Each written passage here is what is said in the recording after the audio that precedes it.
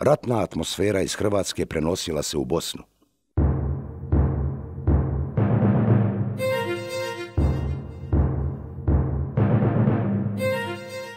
Treći septembar 1991. godine. Bili su to dani kada bi se malo ko u kasno doba usudio da prođe kroz Kravicu, poznatu kao mjesto velikosrpskih nacionalista. Mevko Sinanović, koji se nikad i ničega nije plašio, krenuo je sa prijateljima u Drinjaču da naspe goriva. Bila je nestašica goriva. Goriva je, tako sam dobio informaciju da ga ima u Drinjači. I onda smo mi otišli da natočimo, da naspemo to goriva. Kroz Kravicu su prošli u prvi sumrak, a vraćali se oko 9 sati uveče. Krećem iz Drinjače, prvi mrak je bio.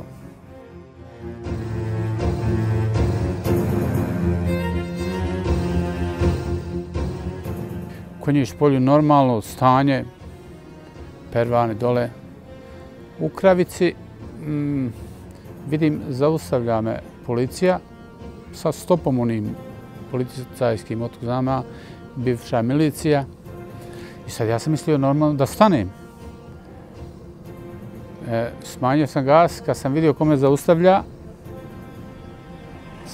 samo sam rekao ovo je klopka, držite se. Zaustavljao me Dragan Ilić, Pero Radović, kako ime, Video je Radović, Pero Ilić. Krećemo naprijed možda jedno 500 metara, mislim da ima. Mevko nije vozio ni 500 metara, a sa svih strana su ga zasuli paljbom. Meci su počeli da šaraju po vozilu Lada, kola su se zanijela i stala. I izišao sam iz auta, ovaj Nedžad, on je bio, njega je Rafal razvalio po stomaku negdje. Nedžad fura, jes. Prešao sam asfalt. Otišao u kontrasmjeru, on su me tražili desno. Ne znam ko je, ne mogu baš da se sjetim, podavno to bilo, neko od njih je rekao da ne bi, ne dajte Mevko da ode živ. Tako se sjećam. I otišao sam kroz šumu i izišao na Dvojnoj njivi.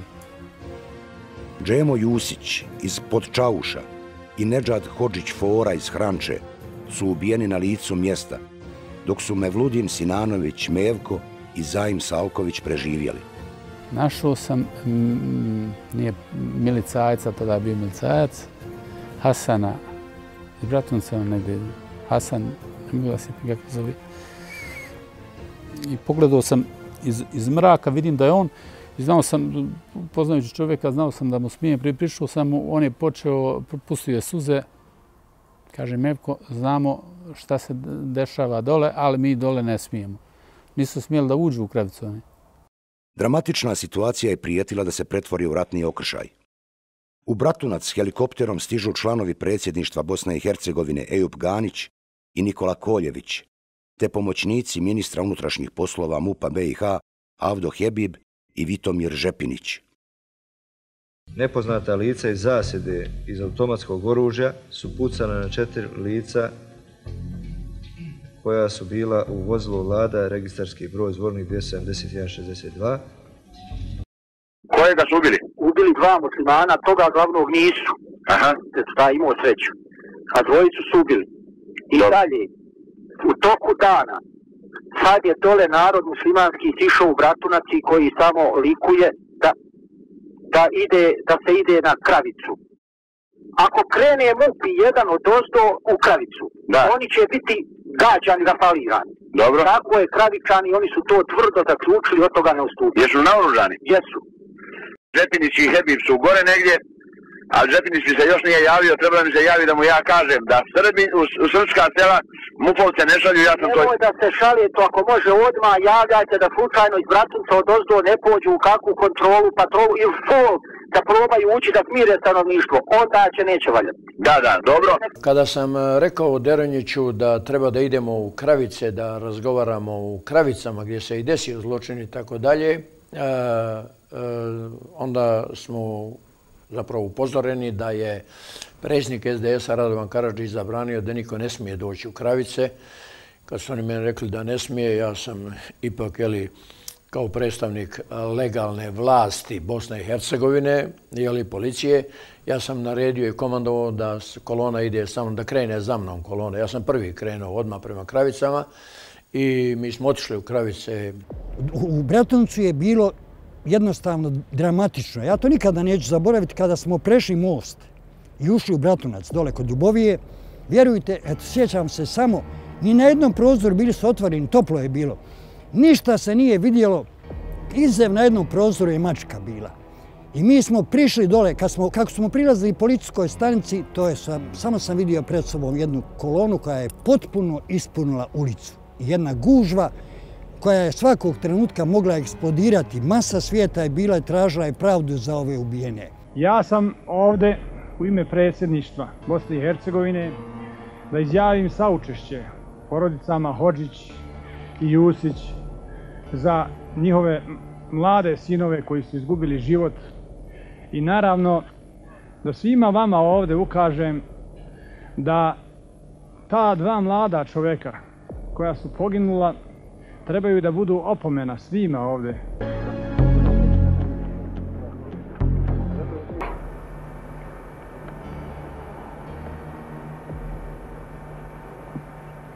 Allahu akbar. Molim vas lijepo, razum nek preovlada. Ja vas pozivam na zbližavanje. Dakle, zbližavanje, da jedni drugima ne okrećemo leđa. Zato i zamjerim nekima, koje poznam, mogli su biti u safovima. Mi smo u safovima jedni drugima braća. Mi smo u safovima, kad se ramenima dodirnemo, osjećamo što smo i tko smo.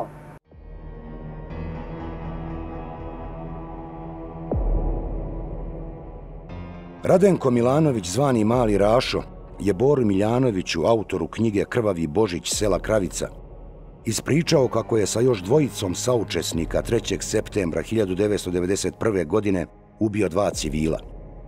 Zapucali smo na nailazeće vozilo kad su stigli do mjesta Stijena u Kajićima. Odmah zatim našim putničkim automobilom smo napustili mjesto obračuna i ne znajući rezultate prvog vatrenog sukoba s muslimanima, opisuje Mali Rašo. Nakon ubistva Mali Rašo i ostale ubice Marko Marković Kobra iz Ljubovije i Milomir Cvjetinović iz Bratunca otišli su kao dobrovoljci na hrvatsko ratište da pomognu Srbima u okolini Vukovara. Ubistvo bošnjačkih mladića u Kajićima nikada nije procesuirano. Nažalost, situacija je u cijeloj Bosni i Hercegovini brzo eskalirala, tako da jednostavno te ubice nisi mogao ni privesti, jer više se izgubila, svakim danom se sve više gubila vlast i kontrola nad stanjem u Bosni i Hercegovini. Jedan od ubica, Radenko Milanović, zvani Mali Rašo, od 2016. godine odbornik je ispred Srpske demokratske stranke u opštinskom vijeću Bratunac. Hici u Kajićima i ubistvo 2 čovjeka mlada i ranjavanje 3. su praktično početak agresije na Bosnu i Hercegovinu. To ruši mit koju je velikosrpska politika napravila sa famoznim ubistvom Svatana Bašćaši i da je to nekakav okidač za početak rata, što je besmislica, jer je slučaj Mevke Sinanovića, odnosno u Glogovoj koji se desio, je u stvari prvo ubistvo Bošnjaka na cijeloj teritoriji Bosne i Hercegovine.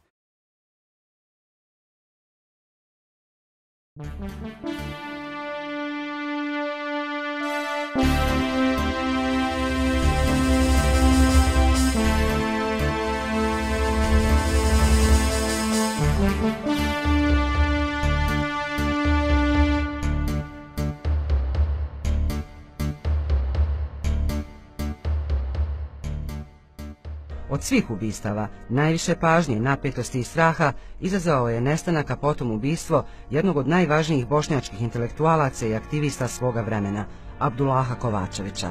Kovačević je u dobi od 37 godina bio magistar nauka, doktorant, autor oko 50 naučnih radova.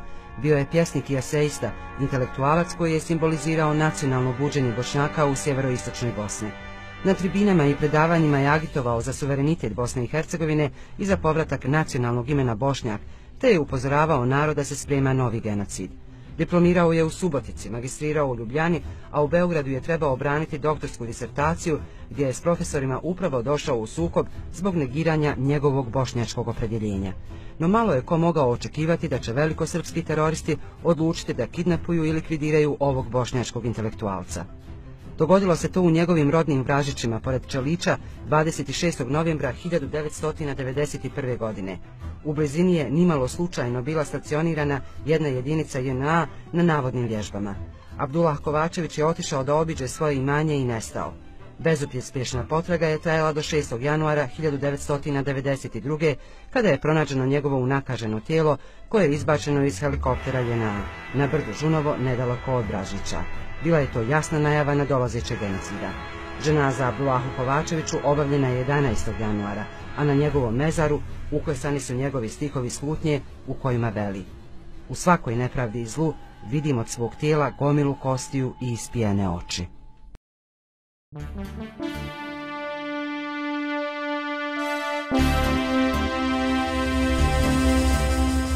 Već do podne pred Skupštinom opštine Živinice okupilo se sa vozilima oko 200 taksista i građana koji su tražili oružje radi zaštite, ističući da je taksista Muhamed Mešanović ubijen u selu nastanjenom srpskim življem.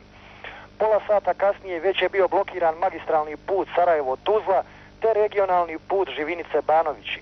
Protesti građana su se nastavili i u popodnevnim satima da bi na prijedlog opštinskih vlasti počeli razgovori predveče u dvorani Doma kulture u Živinicama.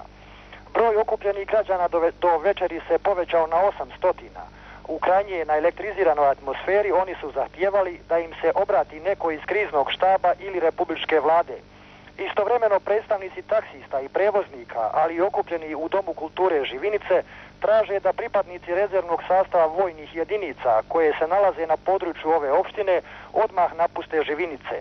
Jer kako u svom saopštenju za javnost ističe predsjednik Skupštine opštine Živinice Osmo Forčaković, neki navodi građana govore da je ubijeni taksista Muhamed Mešanović u kritično vrijeme vozio 3 lica od kojih je jedno bilo u maskirnoj uniformi.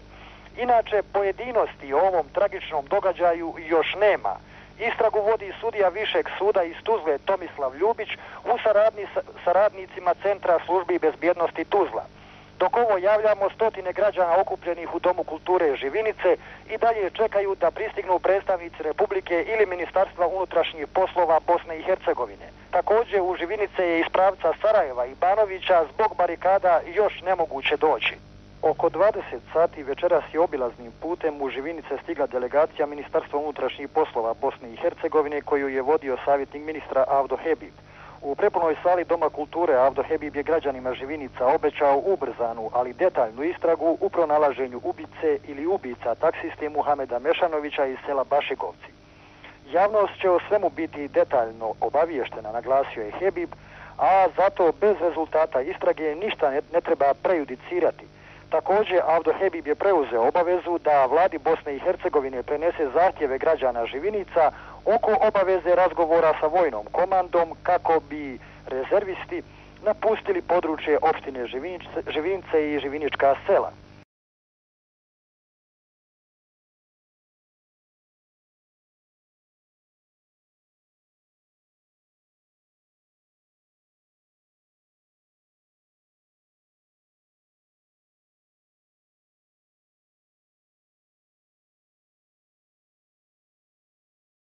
Ja moram otkriti neku tajnu. Morat će nam je vi ispričati. Kakve ste vi svatove vodili s Pala preko Baščaši? Znači, tajna je otkrivena. Ja sam to držao kao moju jednu od najvećih tajni i nisam, tražio sam od mojih saradnika da se to ne ofira, da se to ne zna i da se to da se to ne ugleda svjetlost dana do određenog trenutka. Međutim, kad to vi znate, Džogo, onda... Dobro, ja sam dobro informisan u ovoj Republici, ali sad neki drugi saznaju. Pa vidite, kada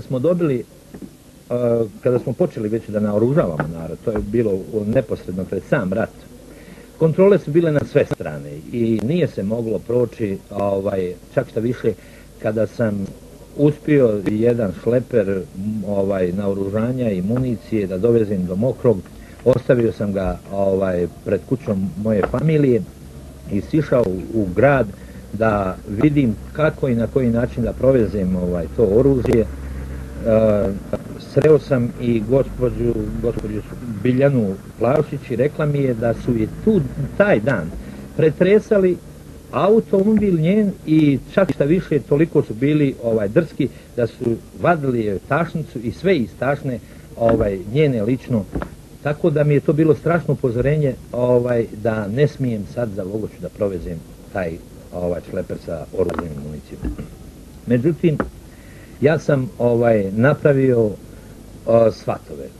Pozvao sam najodanije moje ljude i napravili smo 32 putnička automobila, natovarili po noći oružje i sutradan okitili auto i mladu, imao sam mlada je bila moja sekretarica bivša, gospođica Branka u to vrijeme, jedna djevojka iz Srbije.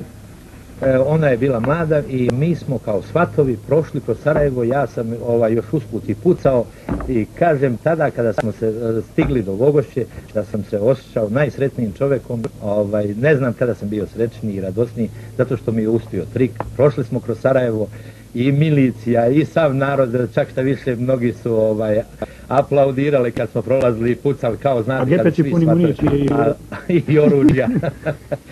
To je bio jedan, barikade su, evo da vratimo se malo barikadama. Ljudima je mnogim bilo čudno zašto Joja Tintor, koji je uvek bio tu u vrhu SDS-a, najčešće sjedio čak i na konferencijama za štampu, većina novinara je znala ko ste vi, ali neki opet sa strane nisu znali ko je taj čovjek koji sjedi negdje tamo na ćošku stola. Barikade su bile i vas nije bilo u Holidayima. Pa vidite, kada su počele barikade, ja sam bio u Sarajevu, nego jednom sam uspio da dođem u grad, pošto sam bio u štabu i u samoj organizaciji, u vrhu organizacije za barikade. Ja sam prošao jednom za Vogošću, otišao sam da i u Vogošći to organizujem, vratio sam se jednom za Sarajevo i dogovarao sa gospodinom Dukićem, ali smo bili stalno na telefonu, naravno, jer... A telefon se prisluškuje, naravno. Hvala Bogu, ja to dobro znam, oni su to koristili maksimalno. Međutim, ja sam vratio se ponovo, pošao ponovo prema gradu. Naravno, ja sam imao dobro obezbeđenje jer sam znao da su muslimani itekako dobro naoružani i na Kobljoj glavi su bili barikade postavljene i ja više nisam mogao proći za Sarajevo. Pokušao sam preko Rajlovca, istu stvar sam doživio u Rajlovcu gdje su oni stavili barikade i nisam mogao proći više za Sarajevo. Vratio sam se nazad u Vogošću i na određen način konstantno održavao vezu sa štabom koji je vodio gospodin Dukić.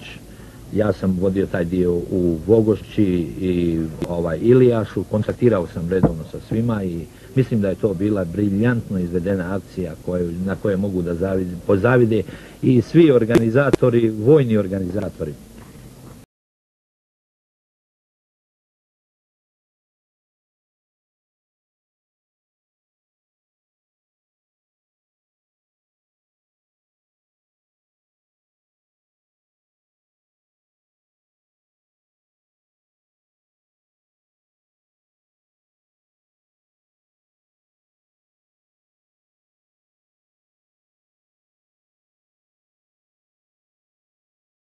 Žrtve